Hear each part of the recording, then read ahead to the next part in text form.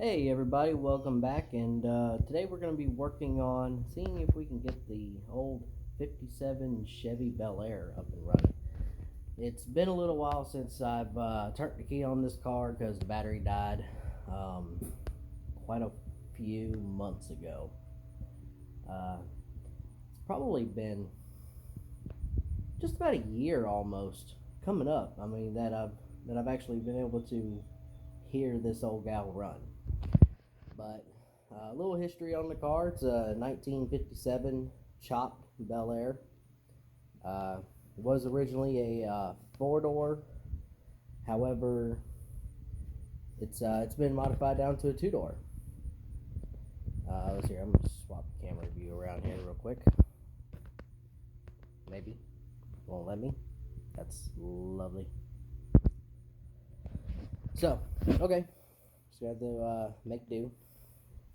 But here she is in all her glory. She needs a lot of love, a lot of TLC. A tree landed on it a few years ago, probably about, it's been about 12 years now.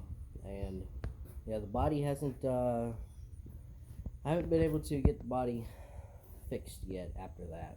All of the Bondo that it had from the surgical operation on switching the other car from the four door that it was to the two door that you see today. Um, that marine tank right there is currently its fuel tank. Whenever we moved across country, I ended up rubbing a hole in the fuel tank. So that's currently my El Cheapo, use it for now, fix it later fuel holder for it. As you can see, the fuel line running to it, and yes, there is boat gas in it. 2-cycle fuel. A little extra lubrication for the piston rings. But we're going to see if we can get her to start. Picked up a couple of these from Park City, right here in town. Because currently the battery that's going in it is temporarily borrowed from my 92 K2500. It's one of them rob Peter to pay Paul, but Peter's gonna go and get his battery back. So what we're gonna do is we're gonna put these guys onto this side post battery here, because this car is set up for top post, which I prefer. I'm not really a fan of side post batteries, and especially with how close that this here is to some metal. It may end up being an Arky Sparky today, but hopefully that will not be the case. Yes, I guess you could say, somebody would say, we'll flip the battery over and you'll have a little bit more room. However, that would require me to have to change out my battery cables, and which probably needs to be done, to be perfectly honest, but that is not a task that I'm going to tackle today. Today's goal is just to see if I can get her to start up, because it has been quite a hot minute. So let's see if we can't get these bad Larrys on there, get the cables on, turn the key, see what it does. Now it's probably going to take a few turnovers to get the fuel back up from the tank to the fuel pump, because it's a mechanical pump. So it's not a turn the key on and you're going to hear a little hum or anything like that. It's old school. I mean, it's got a mechanical pump. It's got a rod on there that runs off the camshaft, and as the engine cranks over, it pushes on the rod. The rod then works a diaphragm, which pushes and pulls fuel. So, whereas fuel pumps, they are pushers. That's the reason why they're mounted inside of the fuel tank, because they don't really have a whole lot of pulling strength, but they have a great amount of pushing strength. However, mechanical fuel pumps are the opposite. They are pullers, but not very well pushers. That's the reason why whenever you run electric fuel pumps on carbureted vehicles, you have to regulate them down. In most cases, anywhere between like 8 psi to 12 psi, depending on the build of the other vehicle. Because your standard mechanical fuel pump only pushes between 8 to 12 psi. Anything more than that, and you will damage the carburetor. So, um, let's see if I can get this Bad Larry hooked up to my little stand here, and we'll see if we can get these guys screwed in, get the battery terminals connected to it, turn the key, see what happens. Worst case scenario, I got a little bit of Hey You Wake Up spray. Yes, I know it's not starting fluid, but this will work out. I prefer some of the other stuff that I got, but I can't seem to find it. So this right here will work, though, I do believe, because there ain't really a whole lot in here, and I think I might end up having to dig out the other stuff, but this is what I could find. Alright, let's see here, like this inside of here. That didn't work out. We're already off to a great start, aren't we? Off to a fantastic start. Okay, alright, let's see. Let's get this guy angled down. It's probably not the greatest view for you. I think we can make this work though. I had it working earlier. The way that I wanted this to get set up, but I guess now it's not one to do the trick. Alright, I gotta do a little bit of finagling here.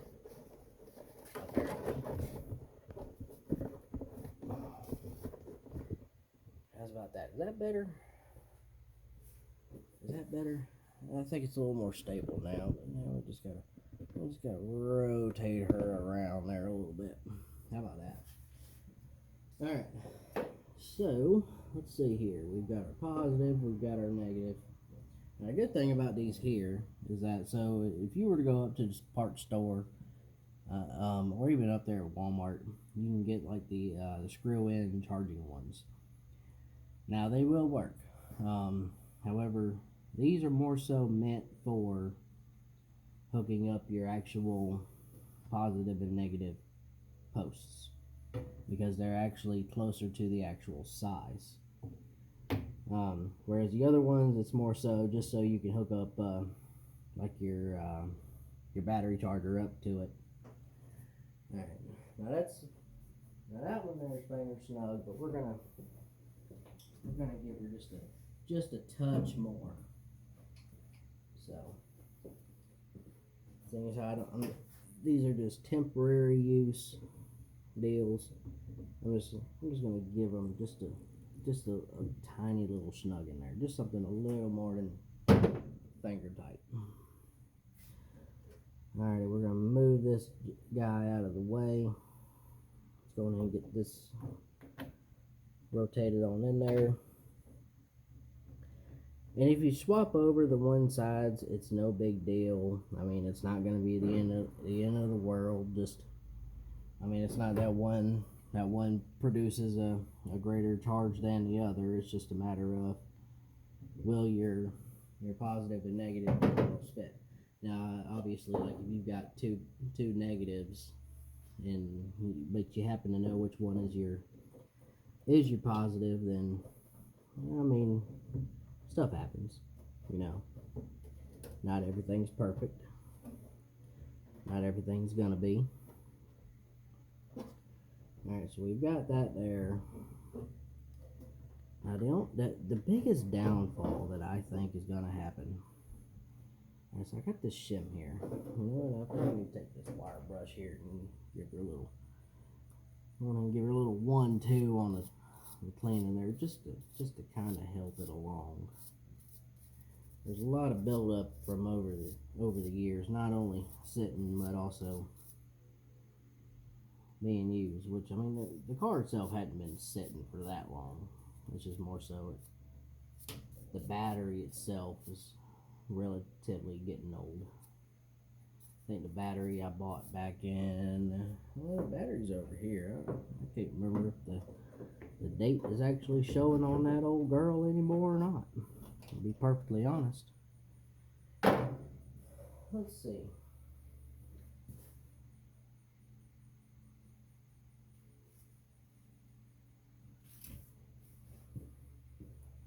February of 2017 is whenever that battery was manufactured. Not purchased, but manufactured. So, I do believe that I bought the battery in 2017. Pretty certain of it. I mean, part stores, I mean, they do try to keep up with how old certain things get before they say, okay, well, it's too old to sell. And I do believe, well, we got a little bit of something's drawing some power. You know, I haven't quite figured out what it is, but I have noticed though to where sometimes sometimes I can put a battery in this thing and it'll last for quite a while,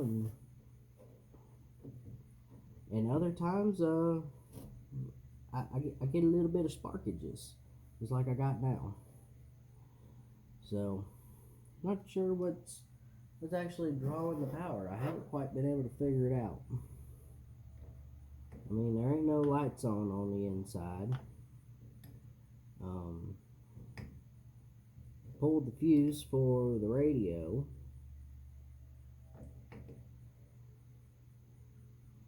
The clock, as far as I'm aware of, it doesn't work at all. Now, you know what? This is a bummer. Because, I say that because it looks like I'm going to have to change out my positive battery clamp here, my terminal, because that's a little bit on the loose side. Now, if the battery was up on top, I mean, well, not a battery, but but if these connections were up on top here, I'd say I'd easily put a screw in there, and that screw would help tighten it up some. But you know what? I think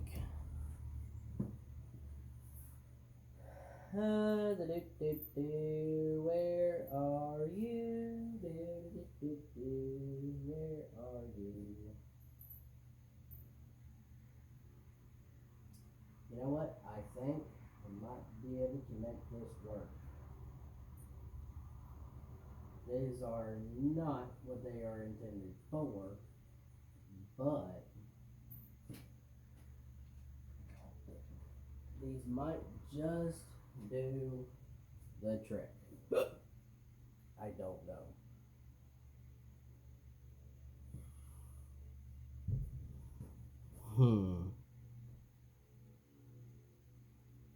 I don't think there's going to be enough of them. Well, fudge nuggets. That is not what I had in mind. Cause it was good and tight on the other battery. Now, granted, I mean the aftermarket deals that I've got in there, they are aftermarket. They are. There's no getting around it. But I'm guessing that the clamps here were just a little bit more aged than what I thought that they previously were. So, just gotta do this thing, improvise, and see what happens. Man, it is a little bit snugger. Actually, you know what? Might be able to just turn her, just give her a little bit of a turn.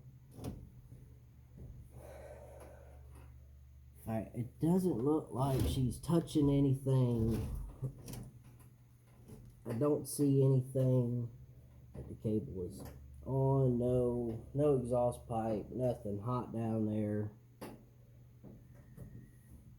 My plug wires still all look pretty good. That one's a little bit iffy.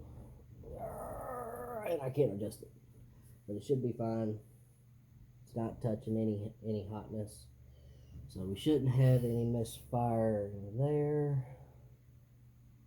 Yeah, like it might have got a little warm, but not too bad. I mean, these wires been on here for a minute, but they ain't that old. Alright, so it is game time. I know I didn't like put a wrench on these, really tighten them up, but they're tight enough to where I put them on there and I gave them a little bit of a twist. Sometimes that works just enough to gonna get you by. So without any further ado, it is time to see what she's going to do. So I'm hoping you all are able to see the old engine here. Yep. All right. Now I'll work on like adjusting for like the audio and whatnot. So whenever she fires up, she's probably gonna be she's gonna be a little loud. But take one. See what we get.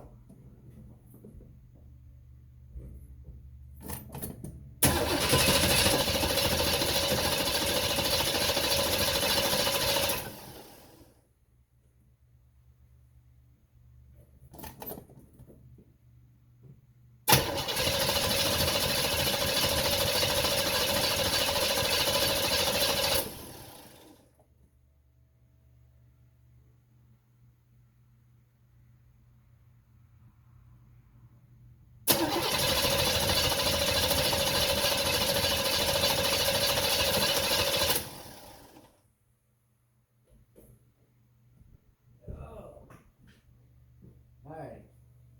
I think we're going to see about giving her a little bit of wake up juice. Now, I used to have a glass bowl filter on here.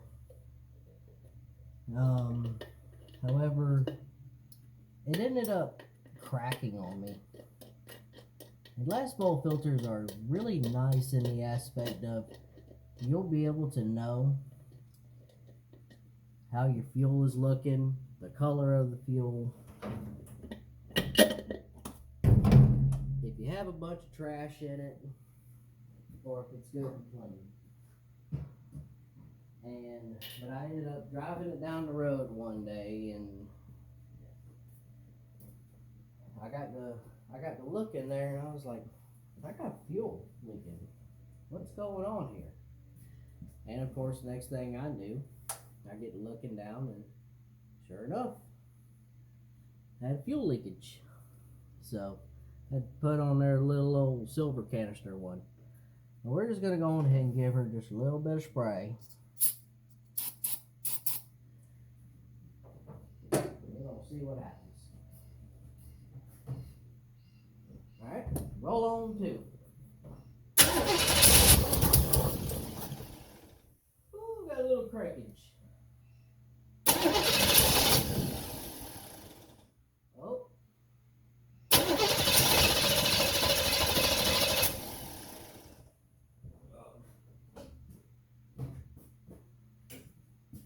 She wants to. And we just got to get that fuel up there. You know what? While I'm thinking about it, part of the problem could be the float here in the carburetor. So, because it has been a minute since she has started and had gas flowing through, the float and the needle seat in there sometimes likes to stick. It wasn't but a couple years ago I completely tore this carburetor apart, rebuilt it from the ground up, all new jets, diaphragms, you name it. But today's quality of fuel is garbage. So anything fuel sitting anything older than I'd say about 3 months, and you're asking for trouble. And the fuel in this boat tank, well, that's about a year and a half old.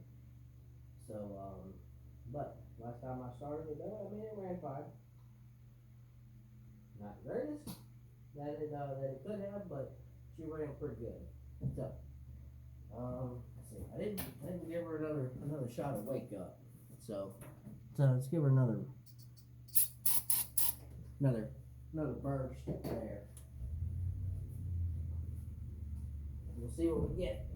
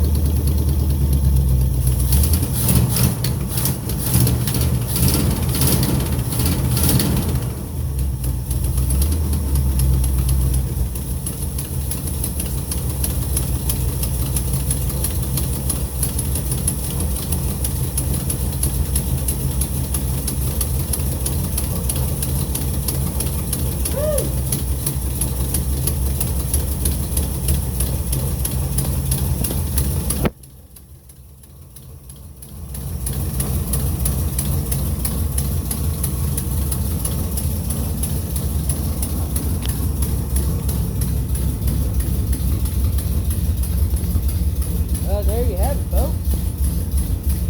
Fired right up. I mean, it took a little bit.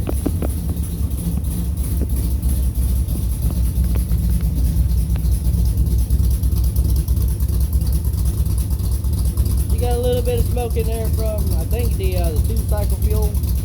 But like I said, though, that's just extra lubrication for the piston ring. But it has been a minute, and I mean a hot minute, since this car started up. But she's running beautiful, though. I think I'm gonna let her. I'm gonna let her run for a little bit. Now, the main reason why I stopped driving her is because I drove her to work one day, and the next thing I knew, the brakes went out on me. So you know what? Oh, starting to fumigate in there. Oh, looks like my wife might have went to the store. But the whole reason why I quit driving her a while back was because the brakes went out on me. I went to go and drive her to work one day and went to go and hit the exit, and this was whenever I still lived in Vegas. Now currently living in good old Arkansas. So anybody that's like watched my my Twitch gaming streams and whatnot, and people that ask me on where I live and such. So, but used to live there in Las Vegas, Nevada, and I'd take her down the interstate every now and then. I'd hit one of the exits to get to work, and my brakes went out, went straight to the floor. So that and the radiator needs to get repaired. It needs to get fixed. It's like a little leprechaun is in there peeing whenever it gets good and hot. Whenever it's getting up to normal operating temperature, it's fine. But after a little while, it starts to pee. So, and it starts peeing all over the engine block, and it ain't pretty. So I got probably about I'd say 15, maybe 20 minutes or so. But whew, yeah, you can see the smoke coming out of there. But like I said, though, that is just extra lubrication for the piston rings. That little bit 2-cycle oil, good to go, you know. Or some of it may end up getting down into, you got an oil pan for all I know. So, I mean, 2-cycle oil, it doesn't burn quite like straight gasoline does. Eventually, I will put some straight gasoline in there once I burn that 2-cycle fuel out, but I probably still got about a gallon or so left in there. Maybe about 2. So, but I'm gonna let her run for a little bit. Hopefully y'all have enjoyed. Appreciate y'all stopping by, and we'll see about working on a few other things. Not that long ago, If y'all have seen my TikTok video, y'all seen on how me and my wife, we replaced the boards here on the 92 flatbed 18-foot car hauling trailer. And then I've also posted up pictures of it, before and afters. The trailer was really rusty whenever I got it. I only gave was $800 for it. Had all 4 matching tires. Some were bigger and smaller than others, but now she's got all 4 brand new matching tires. Brand new paint job on the outside of it. We took some navel jelly, cleaned it up. Took a wire brush to it, got us off a good bit of rust off of it that it had. The fenders I made on it myself, right there in the shop. Put new boards on it, and recently replaced the other wheel bearings because they were shot. I mean bad. So, but she's good to go. She's good to go. So, but I guess before I go and fix her loose, let's see if she will start back up on her own. That is the question of the day. There wasn't a doubt in my mind that it wouldn't start. Now the question is, will it start without having to give her a shot of, hey, you wake up? So, I'm gonna walk on over here. And don't worry, I will put the air filter back on it. It will be done here momentarily. Ooh, look at that. Woo!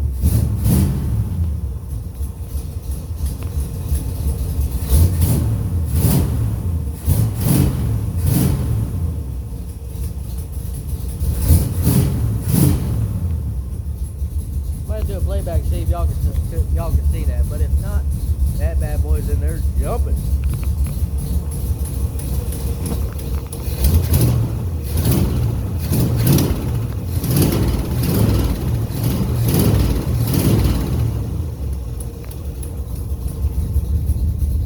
Ready to run.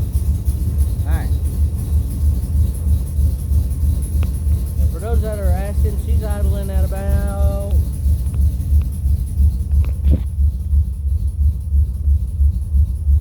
there. I'd say about 875, maybe 850 or so. Just kind of give or take. So. Alright. Shut her down.